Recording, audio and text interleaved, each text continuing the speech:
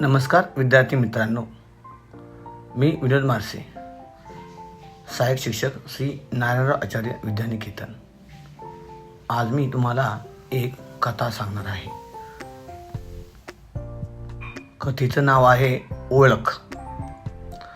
चला तर आपण आपल्या या कथेला सुरुवात करूया. एक होती मांजर, काळ्या करडा रंगाची, मजबूत अंगकाठी आणि घाऱ्या घाऱ्या डोळ्यांची. गावावर फिरायची, म्याव म्याव करायची. मांजर सगळ्यांची आवडती होती. तिला कोणाची नव्हती भीती. कोणाच्याही घरात शिरी, दूध पी, कधी खा खीर, कधी बाजारात जाऊन यायची मासे खाऊन. शाळेतल्या पोरांकडून अंग घ्यायची खाजून, तर कुणा काकूच्या मांडीवर राहायची तासभर बसून. सगळं कसं मजेत सुरू होतं, तरी पण तिला त्यात सुख नव्हतं. तिला वाटायचं त्या कुत्र्याचं किती बरं, त्याचा भुबू आवाज किती दमदार, आवाजात त्यांच्या किती दम. सारी मुलं घाबरतात जाम.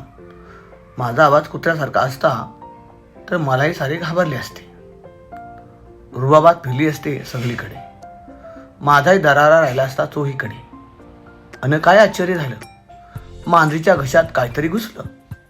मांजरीला आला खोकला. आवाज तिचा बदलला. म्या म्या आवाज येईना. काय झाले तिला कळे ना. मग ती जोर लावून ओरडली, हू हू असं म्हणाली. मांजरीला आला आवाज कुत्र्याचा, गायब झाला आवाज मांजरीचा. मग काय, मांजर खुश झाली. बारक्या पोरांना घाबरवू लागली. ती लागली भू भू करू. सगळेच लागले पळू. मांजरीला खूप आनंद झाला. माझा आवाज बदलला. मग ती खुशीतच घरात शिरली. काकूंच्या मांडीवर जाऊन बसली. बसली तर बसली, भू भू ओरडली. तशी काकूने तिला लांब पिकली. हातपाय मोडले नाहीत, कशीबशी वाचली. स्वयंपाकघरात तिला कोणी येईना. दूध खीर खायला मिळेना. अंग खाजवायला कोणी येईना. जवळ तिला कोणी घेईना. मांजरीला कळेना कुत्रा सुद्धा भू भू करतो, मग त्याला कोणी मारत नाही. मला असे का वागवतात, प्रत्येक वेळी मला दूर सारतात. मग तिला आठवले, आपण आहोत मांजर.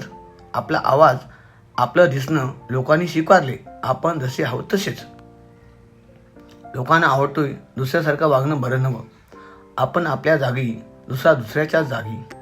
हत्तीला आवाज चालणार नाही आणि सशाला सिंहाची आयात शोभणार नाही. प्रत्येकाची वैशिष्ट्ये आहेत. प्रत्येकजण वेगळा आहे आणि तरी तो चांगला आहे. उगाच दुसऱ्यासारखं बनण्याचा प्रयत्न करू नये. जे मिळाले त्यात समाधान मानावं. या प्रसंगातून मांजरीला एक धडा मिळाला, ज्यातून तिला आनंदाचा नवा मार्ग सापडला.